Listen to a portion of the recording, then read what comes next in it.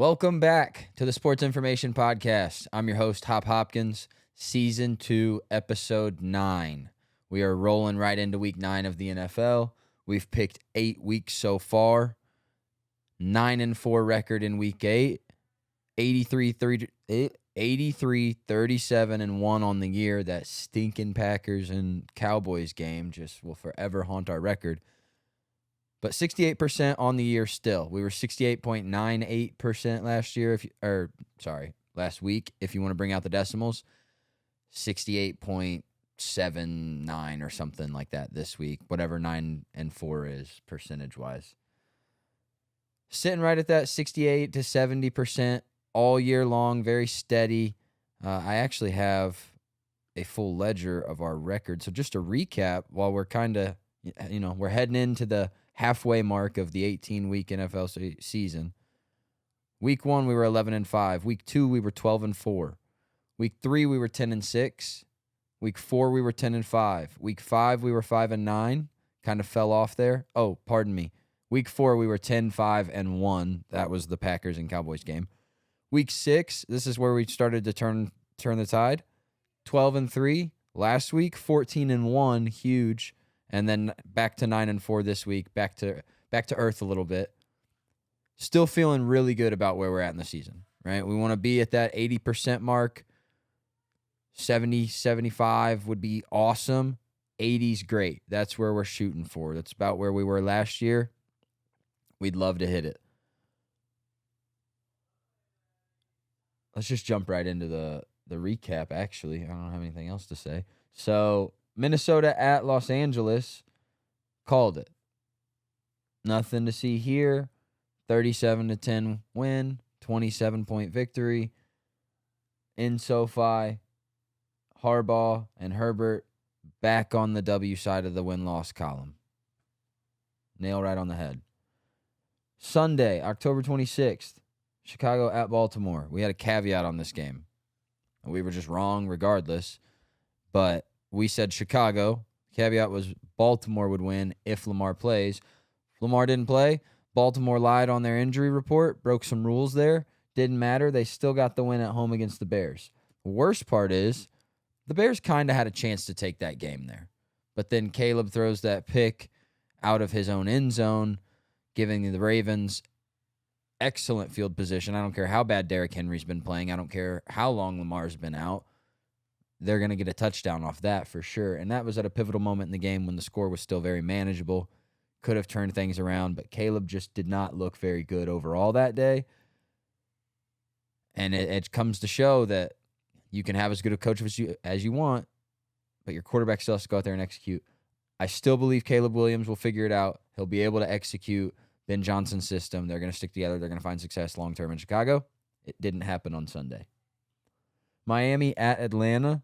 Another one that we just got wrong. I mean, we said Atlanta. Certainly the defense would be able to hold Tua and Jalen Waddle and Devon Achane from putting up 30. We didn't say that specifically, but that was the idea, right? We didn't see this coming at all. And we figured that the offense would be able to get going a little bit. Bijan would certainly be able to cook against that Miami defense. Outside of, is it Jordan Brooks? I think that's that linebacker's name. Who's, by the way, been maybe the best tackler in football this year. He's just leading the league in tackles week after week. I'm in an IDP fantasy league. He's awesome in that league. He's leading the league in leading the defensive players in points, I should say. But outside of that, there wasn't a lot stopping Atlanta from winning this game except bad quarterback play from Michael Penix, bad play from Kirk Cousins, and themselves. And sure enough, Atlanta more than got in their own way, and Miami came out and looked pretty all right. New Jersey. I did that 2 weeks in a row now. New York Jets. The NJ throws me off every time. New York Jets at Cincy.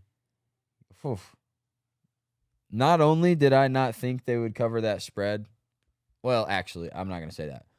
Not only did I not think they were going to win this game, I certainly didn't think either team was going to be putting up almost 40 points. I thought this game was going to be, 27-24 at the highest or 28-24 at the highest type thing. I didn't see a shootout coming in this game, but Lord, was it entertaining. I didn't get to watch a ton of it live. I caught a couple clips here and there. I certainly went back and watched some highlights and some extended clips of quarters. But I heard from a good friend who was at the game that it was pretty cool, and just an unfortunate weekend for Cincinnati fans, man. I've been saying it all year. It's going to be a tough year. Again, there's a couple of things I didn't see coming. I saw Burrow getting injured, saw that coming down the tracks from 100 miles away. You guys had a terrible O-line. But I certainly didn't see you guys losing to the Jets for the Jets' first win of the season. That wasn't on the bingo card, and I'm sorry you had to be on that end of it, but wrong on that. Buffalo at Carolina, yeah, looks right, sounds right, got it right. San Francisco at Houston,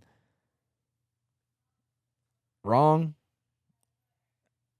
Painfully wrong, honestly. I didn't watch this one. I didn't go back and watch any of it either.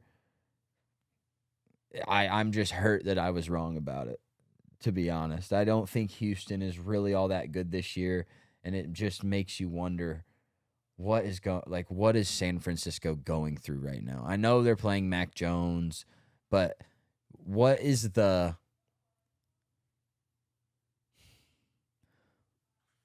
power at B has forsaken that franchise? It's just they're just in limbo, but in the worst, most heart-wrenching way over the course of the last half decade, I feel like. They're either in the Super Bowl or on the cusp of the Super Bowl, or they're just plagued by injuries, but they still have enough hope throughout the season to where it hurts every time that they fall way short when they inevitably do due to injuries. Yeah. So yeah, that was an annoying loss for me on the schedule. The rest of the way though, nailed it. Philly over the Giants, saw it coming. Hate to see what you see happen to Scatterbo. Jaxson Dart is going to be a problem in this league. And Philly is obviously capable of making a deep playoff run. They're also capable of playing themselves into an early grave this season, as we've seen over the last couple weeks. But this week, they obviously turned it around. No A.J. Brown even. Great, strong not comeback win, but bounce back win for the Eagles, and a huge divisional win for them. And a huge win for us on the board. Cleveland at New England. Saw it coming. Didn't think it was going to be quite the blowout that it was. I thought the defense would give Drake May a little more of a problem. I mean, granted, Myles Garrett is unreal. And if I don't want to get this number wrong, so give me just a second. Yeah, 5 sacks. Unbelievable individual performance by him. But holy smokes, man. Drake May is legit. And Jaxson Dart's going to be a problem. Drake May is going to be a huge problem for the league. He's got the size, he's got the athleticism, and that arm talent is elite. And he is just already a great decision maker in game, at the line of scrimmage. Fun to watch. Tampa Bay at New Orleans. Nailed it. Huge divisional win for the Bucs. They're well on track to 10-win season. That's a great preseason take by me. One of few that I gave this year. I gave a lot of preseason takes, including the Colts losing their division and being last in their division, that weren't great. So, anyway, got that one right. Dallas at Denver. Yes. Dallas is just such a not polarizing. What's the word I'm looking for? Hot and cold kind of team, for lack of a better phrase, this year. And I can't believe I just did that with my hands. They're 1 or 2 weeks removed from being on the other side of this almost exact score, and now they're on the bad side of it, right? But fortunately for us on the pod, we picked it. We got it right. Denver defense looked awesome. Dallas, it was the first game all year that Dak looked subpar. I don't expect that to continue. I think he just had a bad game. Tennessee at Indy. Yeah, we got this one right for sure. And the Colts are definitely well on their way to the 1 seed in the AFC, and they are well on their way to a divisional title. Green Bay at Pittsburgh. Felt like it could have been a trap game for Green Bay where Aaron Rodgers comes out and has this big revenge game. And no. Didn't happen. We got it right. We picked Green Bay. Jordan Love. Man. Jordan Love is really good. And if he ever got, it's going to be a lot of the same narrative that you had in Green Bay when you had Aaron Rodgers. Oh, if they just draft him a number one receiver, blah, blah. They tried with Matthew Golden. We'll find out. I like Golden. He's still very young. He's still very raw, but he's made some big catches in big spots this year, so we'll see how he pans out. But I think if you went and got somebody equivalent to what Devontae Adams was, or even 80% of what Devontae Adams was for Jordan Love, I think that he could put himself in conversations of, is Jordan Love elite? If he gets better wide receiver talent around him, he's really good right now. And he's played really well this season. And he's very mature out on the field in the way he makes decisions and makes reads. And the Packers are a problem this year, man. Washington at Kansas City, got it right. Started off crazy. Mariota threw a pick. And then Mahomes threw 2 picks. One of them was Kelsey's fault. And then was there a fumble or 2 in that game? I don't know. It was a crazy start to the game. But got the pick right. Can't be mad. Kansas City, again, scary on every day that ends in Y. And with Rashee Rice back, they're undefeated. So statistically, and truthfully, I didn't need to see any statistics to tell you that once they got Rashee Rice back, that offense was going to click at a different level and at a different. They were going to start hitting at a different clip. Boy, they had another gear past what I thought they had. And, yeah, that's the only team I'm worried about as a Colts fan right now. Every day. I'm worried about Buffalo most days because Josh Allen and Buffalo most days look awesome. There's some days you can catch them vulnerable, right? I don't know about the Chiefs when they're fully healthy, man. It's tough. All right. Jumping into Week 9 picks. Thursday, October 30th. That's tomorrow. Starting off with our first of 2 picks for Must-See TV, Baltimore at Miami. We're taking Baltimore. Lamar's back. Derrick Henry's going to play with a new sense of energy. He's going to bring new energy. Can't think of these words that I'm trying to use tonight. But he's going to play it with a renewed sense of energy and freedom with having Lamar back and having less pressure and less eyes on him. I think Zay Flowers is obviously going to see a boost in production with the quarterback play going up. The whole offense is going to click better with Lamar, right? But the defense has also been playing better ever since they threw out all those locker room and team hangout area video games and electronics and whatever they did. Their locker room clean out spree that they did where they threw out all the distractions. Defense has been playing better since then. I know it's only been 1 week, but in practice, I'm sure they've been playing better too. And I think the Ravens sense yes, they can still win their division. Yes, they're still favorites to win their division, which secures a playoff spot, but you still want good seeding in the playoffs, and you don't want to leave it up to chance any more than it already is. So they sense that the fire is really, really hot underneath them, right? And they've got to climb higher if they want to escape the heat. So Baltimore's going to win that game. Denver at Houston. Who do we got? We got Denver. Yeah, I can't help myself from picking against Houston a lot this year. I've noticed that But I just don't believe in their ability to win games week to week. I know that they're going to win games. One, they already have, but two, the odds of a team going undefeated are astronomically low. I know we've seen it, but it doesn't happen that often. There's always a team that slips up and gives you a win almost every season. I like DeMeco Ryans as a coach. I like their defense for the most part, the O-line, and the underwhelming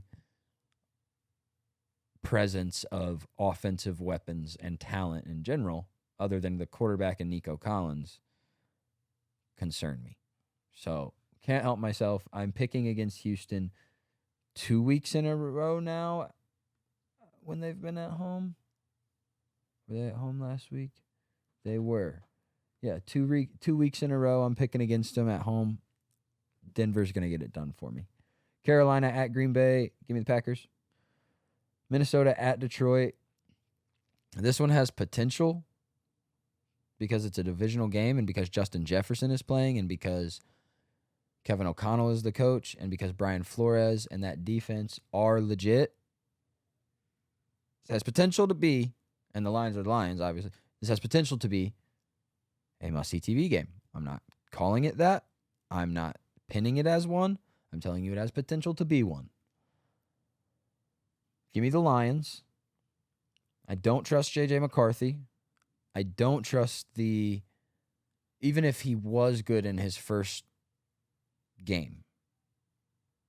Even if you thought that was good, even though he was bad through 3 quarters, he pulled together an awesome fourth quarter.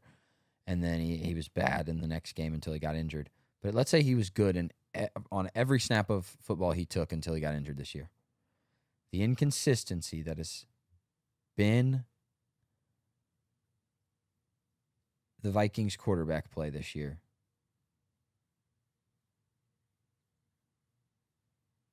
is what is holding them back. So another change, right? Going from Carson Wentz back to McCarthy, like the change from one quarterback to the other is going to again cause a little bit of a reset, and it also has potential to be a blowout, unfortunately, because Detroit is that good. And even though I love Flores and I love that defense and I have been really high on them all year and I've been mostly right on it all year, I gotta respect Detroit. And I was really wrong on Detroit at the beginning of the year too. Another bad preseason take by me. But once again, you get to make takes in the preseason based on last year and based on offseason moves. And the offseason moves kind of skew projections a bit. But then once you get new information, you're allowed to form new opinions and give new takes. That's why I love doing this. So, yeah, give me Detroit. Atlanta at New England. Give me the Patriots. If Atlanta plays spoiler here and they hand New England a loss, so be it. I'll be super frustrated again with Atlanta because they have been one of the harder teams, probably top 5 hard teams to pick this year because they have a solid defense. They have good offensive weapons. Their quarterback just can't put it together fully, and their coach isn't good enough to make that not matter as much come game day. There are some coaches that if your quarterback goes out there, like Kyle Shanahan can go out there and get it done with Mac Jones, right? And Christian McCaffrey and limited weapons. If you gave Kyle Shanahan right now, Michael Penix and Drake London and Bijan Robinson and Kyle Pitts, I promise you he'd find a way to win as many games, if not more, than he's winning right now in San Francisco. So it's not a knock because that Atlanta's coach isn't Kyle Shanahan. It's just part of the reason that I don't believe in them fully, part of the reason that I'm concerned and worried about them, part of the reason it's been super hard to pick them all year.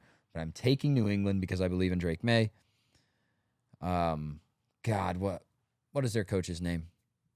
Patriots coach. I'm blanking. Vrabel. Is it Vrabel? I think that sounds right. Patriots coach. Yeah, Mike Vrabel. He's making a case for himself, certainly, for Coach of the Year. Obviously, him, Steichen. This is just kind of a sidebar take tangent for you. Coach of the Year takes, Vrabel, Steichen. Those probably be top 2 right now. Harbaugh, I think, probably has a little bit of a case at least. Jim, that is, not John. So, yeah, I would say Vrabel's a front runner right now for Coach of the Year. And again, love Drake May. That offense is humming. Believe in New England. Okay, let's move on from that. That was like 2 minutes too much on that game. Chicago at Cincinnati. We're going to take Chicago here. Cincinnati, again, they're going back to Jake Browning potentially because Flacco got a little banged up, right? So, I don't know. But I think Ben Johnson and Caleb Williams will find a way to bounce back against the woeful Cincinnati Bengals this year. San Francisco at New York. Good Lord, have mercy.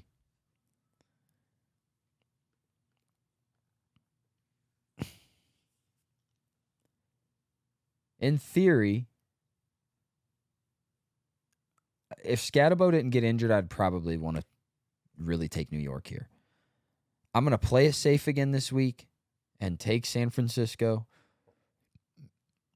And maybe against my better judgment. I've got a lot going on up in my head right now about this game.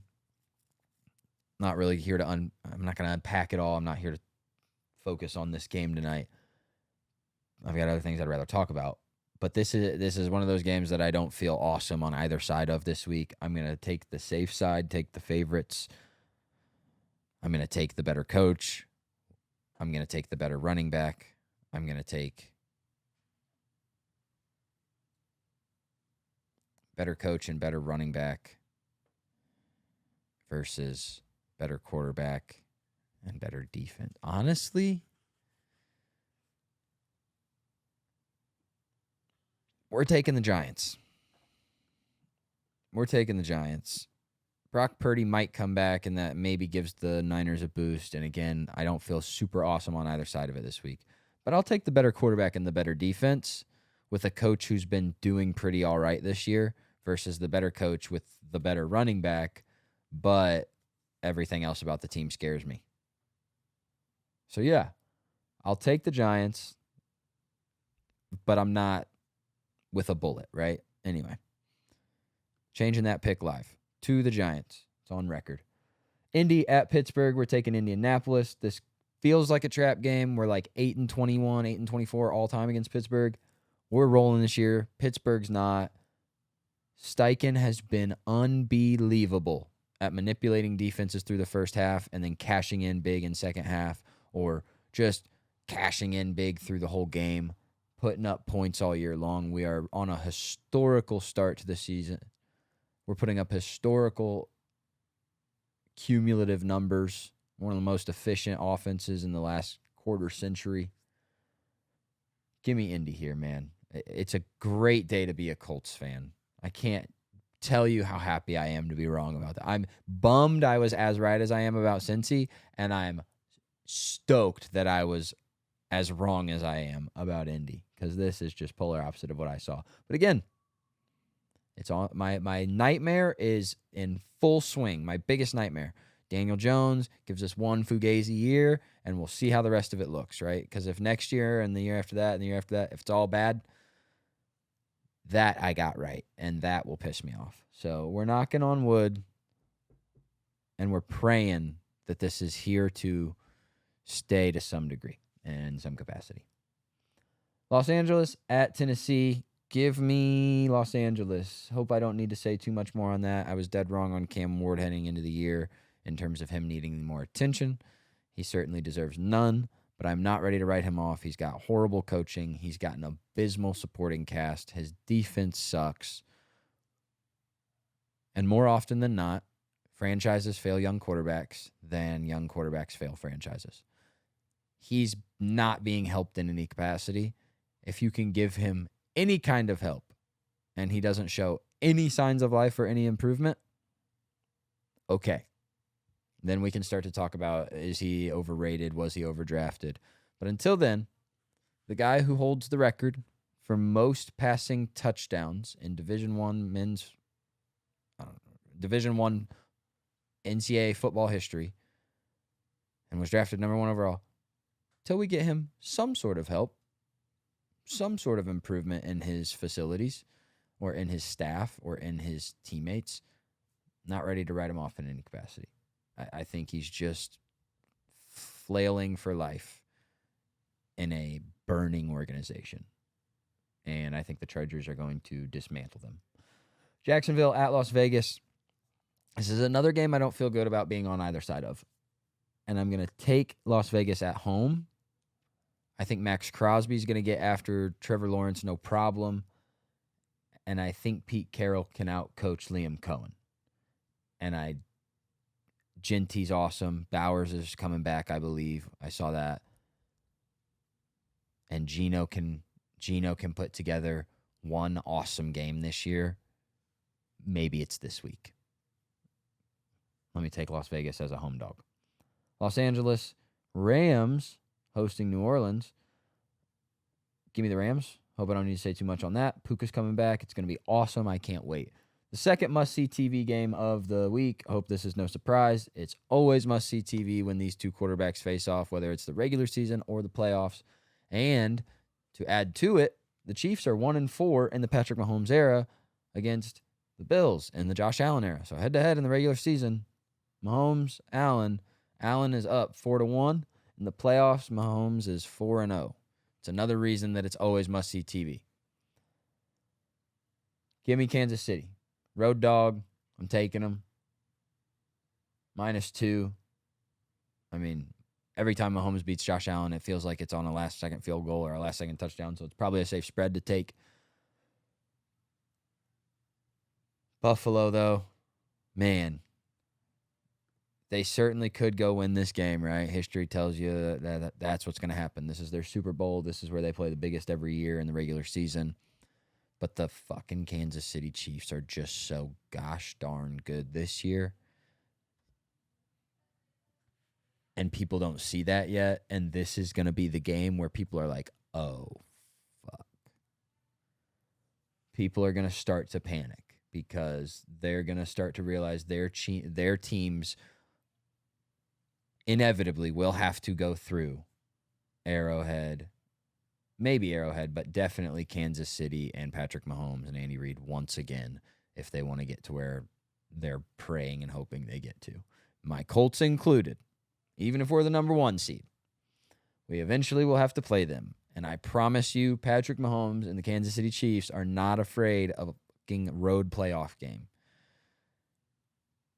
So, yeah, I think this is going to be a big-time spot. I think this is going to be a big-time game. I expect both quarterbacks to play lights out.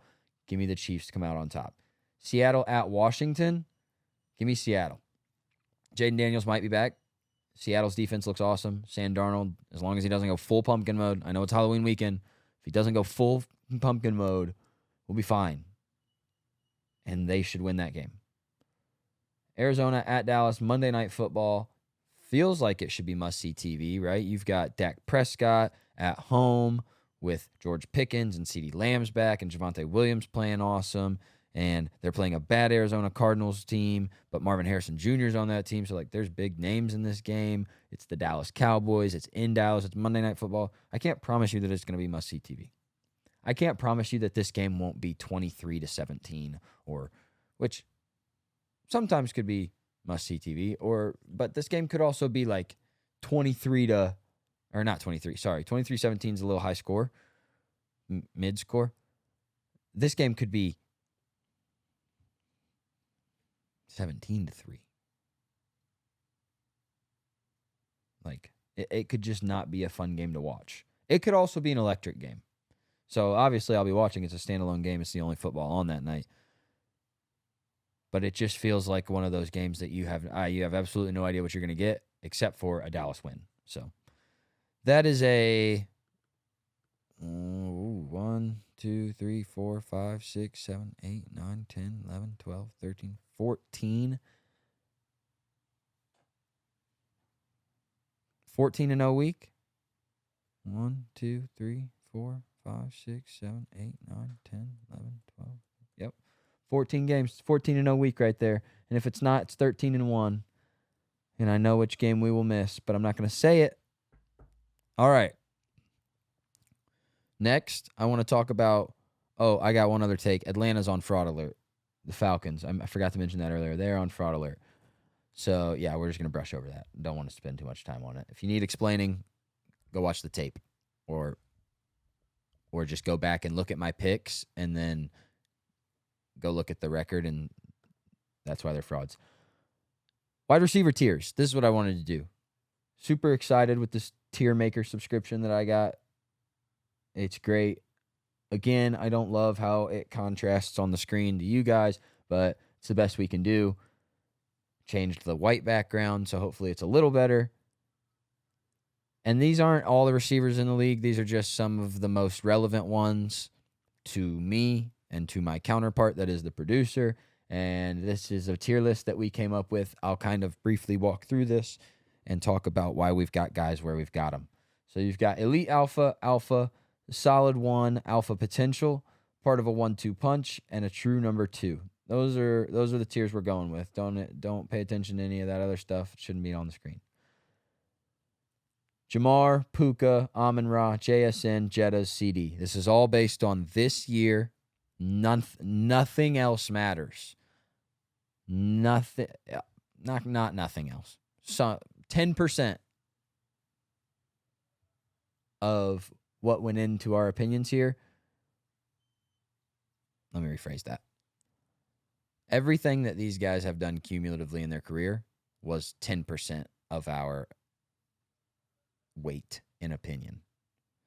90% of why we put these guys where we put them is based on this year's production and this year alone. Okay? So, Jamar being at the front, this is where the 10% comes in. He won the Triple Crown last year. That's the only thing we considered. And he's following that up with super inconsistent quarterback play, terrible defense, and a losing record on the team. But individually, as a receiver, he leads the league in targets, leads the league in catches, which is a Triple Crown category. He is, I believe, second in receiving yards, which is a Triple Crown category. And he is third. Yes, tied for third with 5 receiving touchdowns. First is 7, Amon-Ra, and then 6 is Devontae Adams, or second, Devontae Adams, Pittman, George Pickens with 6 apiece.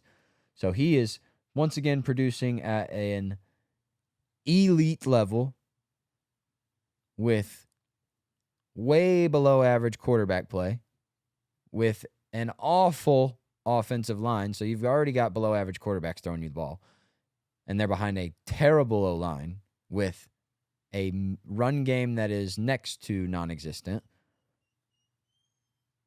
And he's leading the league in all these categories individually, and he's the reason that this team has won any games. So, yes, he is the top receiver in the league this year through 8 weeks.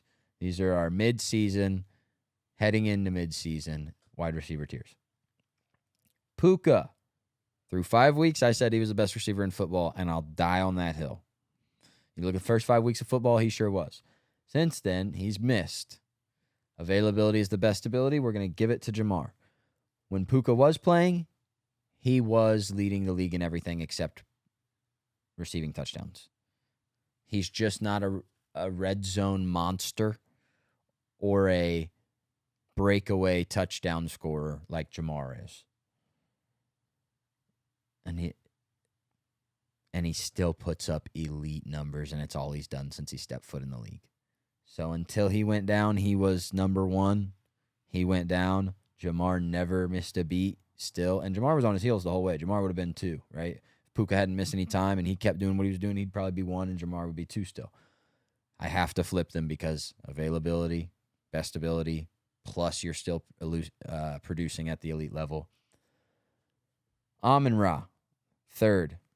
He's leading the league in receiving touchdowns. He's top 5 or top 8 in all the other categories. I hear guys say he's not an elite receiver, and I don't understand it. There's no argument. There's no credibility for that statement by any metric ever that you'll measure any of your favorite receivers ever. He meets every standard of elite.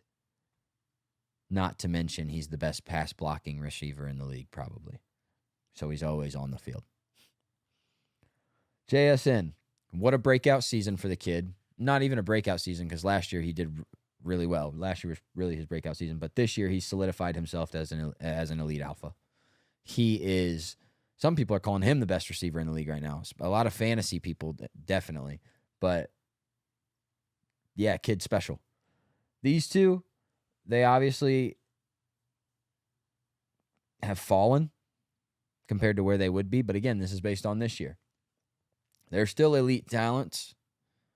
And we know that based on historical years. There's that 10% again. And they're still doing it at an elite rate this year. It's just not as elite as it's been. And some of these guys have jumped ahead of them. But you can't drop them out of the tier, right? Just because you add one or two guys to this tier. This used to be a 3 or 4 man tier.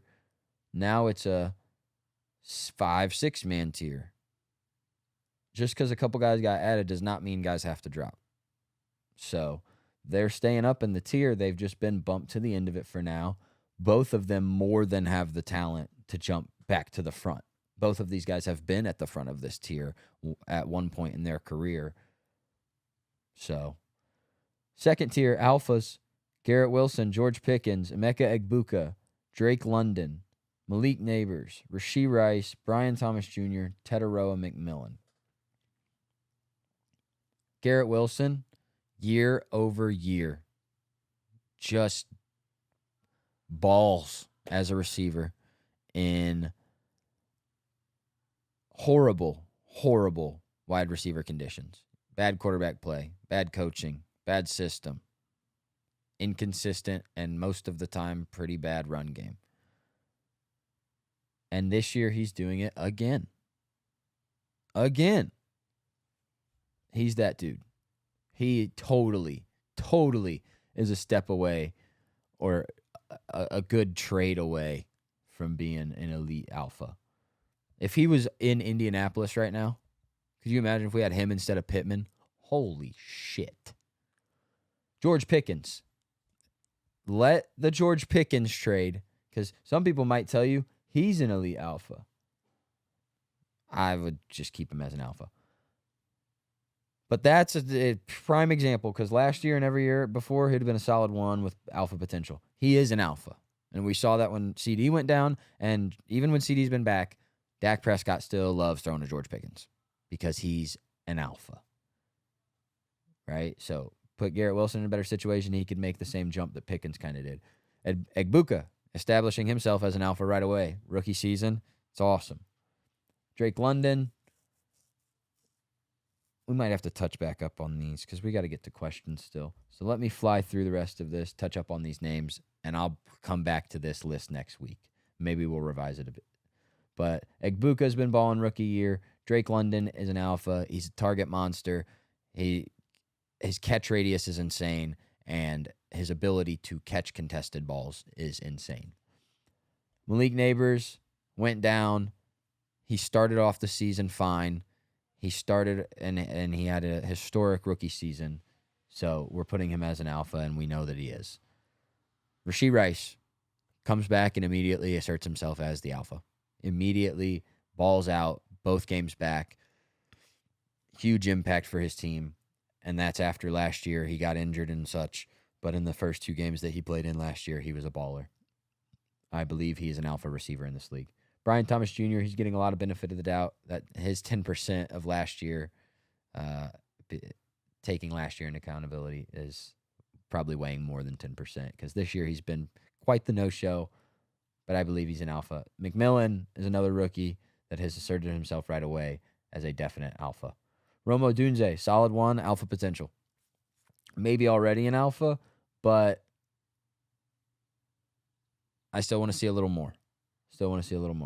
Olave, Pittman, T. Higgins, Devontae Adams, DK Metcalf, Ladd McConkey, Travis Hunter, Marvin Harrison Jr., and Jalen Waddle. All these guys, I think you could agree, they demand more than enough targets, especially a guy like Olave, guys like Pittman, guys like McConkey, guys like Adams in his old age now.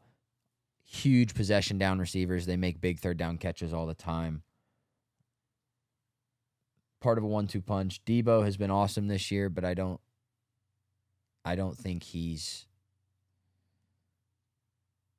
necessarily a true standalone one. I know there's not a whole lot else in Washington right now that you can say, well, if he's the one of the two, who's the two? Because Terry McLaurin's been out. The running game has been hit or miss, and it's not really hit that much. I wouldn't say hit or miss. The running game has been a work in progress, we'll call it. But the 1-2 punch would be Debo, and then it's, the one is Jaden McDaniels, right? And Debo's production has fallen off. But I don't think he's quite dropped to a number 2 receiver. I still think he's got some low-level 1 production in him. Just a tough guy to rank. How about that? But he's been relevant enough and good enough this season that I had to put him on the tiers. These guys kind of just trolling Eagles fans here, but they really are part of a 1-2 punch. And really it's a 1-2-3 punch because they've got Saquon. Xavier Worthy, we saw when Rasheed was out, he's a serviceable one, but he can't be a standalone one. I don't think he needs other parts of the offense to be able to open up his game for him.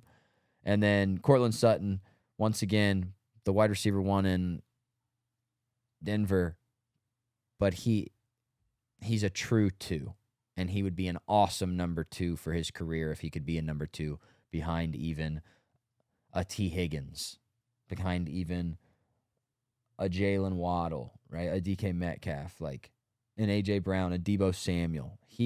Sutton would be the 2 there, and he would thrive in that role as a career guy. He'd be the Manu Ginobili of number 2 receivers. It might be a step far, but you get the point.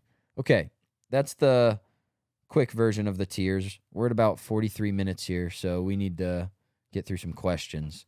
Let's dive right into producer and listener questions. I'll leave those up on the screen for viewers to dissect. First one I've got, going to the Giants. I mean, obviously we feel good about Jaxson Dart. We feel bad about Scatterboo going down. But, I mean, how do you put Jaxson Dart in the best position to succeed in that offense right now? I mean, do you trust Tyrone Tracy? Do you trust Singletary? Like, how do you put your rookie quarterback, in the best position to succeed? I mean, you have to trust Tracy to some extent. He's your new RB1. If there's any kind of move you can make at the deadline to get, let's see here, what does it take to go get, who's a receiver? What does it take to go get A.J. Brown? What does it take? I know I said not a significant draft, but I don't think you would have to give up anything that breaks your bank if you're New York to get an A.J. Brown, or who's another guy that's kind of flailing right now, or just in an area, in a team, in an organization that could. I mean, shit. If you want to break the bank, go get Garrett Wilson from the Jets, but I don't think the Jets are going to let him go. But if there's any kind of move you can make to get him some sort of serviceable help on the offensive end, sure, you might try to do it. But I think, honestly, man, this might be too early to tell, and this might just be dead wrong. But personally, I think Daboll, and knowing what the Giants organization has done historically and how they've moved, I think Daboll and Dart have probably done enough to buy themselves at least one more year together as a coach-quarterback combo. I don't think Daboll's getting fired at the end of this year, just based off this year alone and the way the defense is playing. I think the Giants believe in what they have at this point. They see a path with it. I'll say that. I think they're going to take one more year to explore it. I definitely think the defense helps them out too. I know that doesn't directly answer your question, but I don't know what I'm not a. It's fair. I'm not. an expert in that department. I don't know what you do to help him at this point. That's a huge morale blow. That's like his best friend out on the field. That's his running rookie mate. So you just got to keep him locked in and engaged and keep him believing in himself and believing in his guys around him as a coach. I do know that. Okay. I got a different kind of thing. All right. So I want you to kind of just give me your quickest answer to these 3 questions, and then if you want to go back and touch on them, you can, or we can just move on. But first one, outside of Jonathan Taylor, who do you think is the best running back in the league this year? Outside of Jonathan Taylor, who's the best running back in the league this year? Bijan Robinson. Okay. Second question, which rookie has impressed you the most?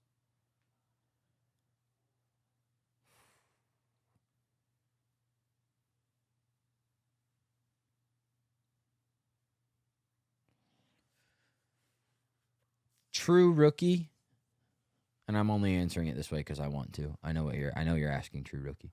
True rookie. It's either Tyler Warren, because he's truthfully just been that electric, or it's Jaxson Dart. I don't watch enough college football to have seen much of anything coming other than like the major obvious, or at least major should have been obvious takes, but I certainly don't. I didn't see Jaxson Dart coming out and putting the Giants on his back the way he's doing this year. I don't know that many people did, to be honest. However, the most impressive first-time starter that I've seen this year is fucking Drake May. So, sorry, that was a roundabout way of answering that. It's Jaxson Dart or Tyler Warren. Okay. Are there any guys on like different teams that they were on last year that have just really impressed you that you thought maybe were going to fall off a little bit, or maybe the situation wasn't going to work, that have just proven to, have an impact? So guys that have switched teams that have. Yeah. I mean, Daniel Jones is the number one obvious. Me and everybody else in America, including Daniel Jones, were dead wrong about what they thought was going to happen.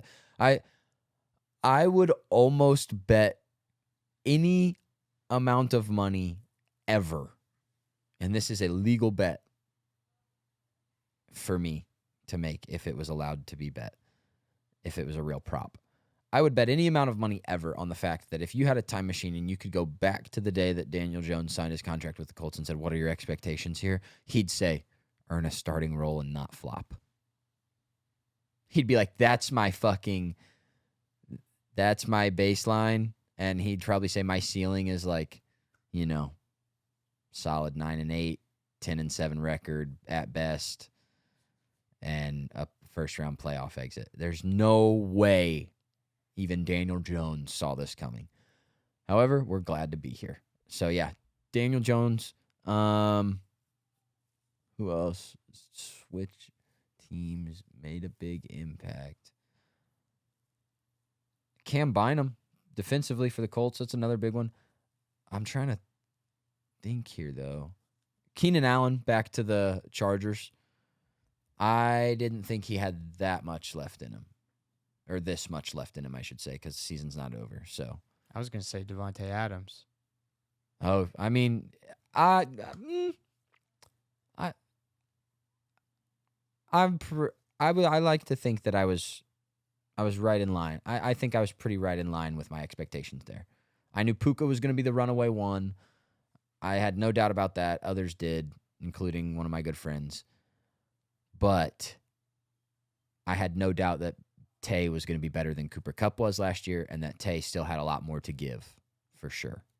And I don't think you can go wrong as a receiver with Matthew Stafford as your quarterback. No. In personal opinion. But moving on to a listener question, Jay Bates asks, any coaching changes that you think will happen mid-season? I mean, let's go back to my tri-season tiers here. If I can find out where we're at. Oh, that's the full receiver list. Let's go to my account. Okay, tri-season tiers.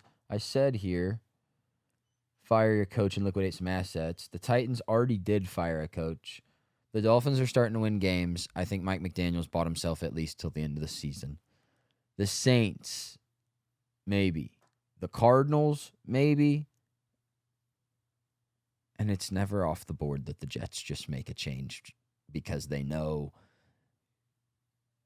they are as inflamed as a franchise and organization now as they were when they first signed Aaron Rodgers. Like, they have not made any progress in terms of becoming a franchise that you can take seriously. So, yeah, any of these teams down here, certainly it's on the board. Do I think it will happen? Probably not. Probably not. It's fair. Last one. Are there any contending teams that you think should be looking to, trade for a certain piece? Contending teams that should make moves at the deadline. I mean, if you're the Chiefs and there's a way for you to go get our running back, I mean, even a DeAndre Swift. If you could go get DeAndre Swift from the Bears, if the Bears decide, you know what, we know we're not going to make a playoff run. At best, we're going to get a playoff berth and maybe a win. Let's just move off Swift while we can get what we can get for him and try and regroup at running back next year somehow, some way, maybe through the draft or whatever it is. If you could get a guy like that, like something, man, or if you could somehow buy Monty off the Lions, I don't think there's a way to do it. They love him there. But if there's a way to buy a team's second running back that is better, that Charbonnet from Seattle, the Chiefs need a running back. That's the only hole, but I don't think it's even going to matter. And they seem to like Brashard Smith, and he's going to get more touches now that Pacheco's out. So, also, again, the Giants, if you can find any kind of help at wide receiver, even though Wan'Dale Robinson's been a one-hit wonder this year, hey, man, the more help you can get Jaxson Dart this year, the better, and the more it'll help his progression.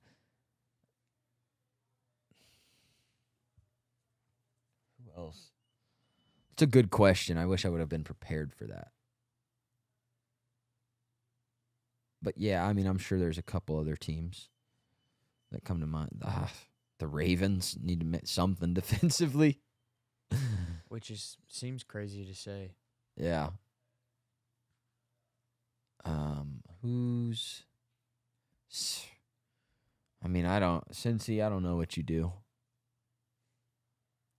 Do you even try to get help on the O-line this year or what? Like, I don't...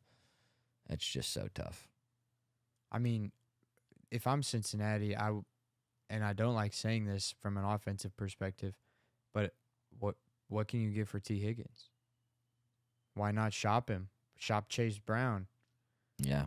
I mean, yeah. If you don't have an O-line, Hell, why have a super good running I back? bet the Chiefs could do way more with Chase Brown than what the Bengals are able to do with him just because of how much better the offense is right now. All right. That's all I got. That's a solid question from Jay Bates this week. I'm proud of him. He came with a good one. He did. He came with a good one for sure. All right. Well, hey, thanks for being here. Be sure to like, rate, subscribe. Tune in to next week's podcast. Lay down the picks. Thank us later. And we'll see you in week 10.